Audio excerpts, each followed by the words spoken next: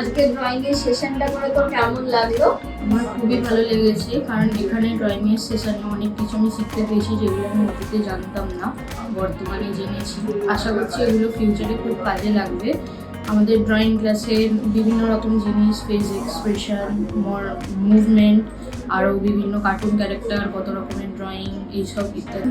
আজকে ড্রয়িংয়ের সেশনে স্যার অনেকগুলো অ্যানিমেশনের কী কী জিনিস হয়, কত রকমের কার্টুন ক্যারেক্টার হয়, এগুলো শিখিয়েছে। ভালো লেগেছে আমার। আর আমি জানতে পারলাম কীভাবে ড্রয়িংয়ে এক্সপ্রেশন দেওয়া হচ্ছে, কীভাবে ইমোশন অ্যাড করা হচ্ছে। আমি সবগুলো দেখলাম আজকে।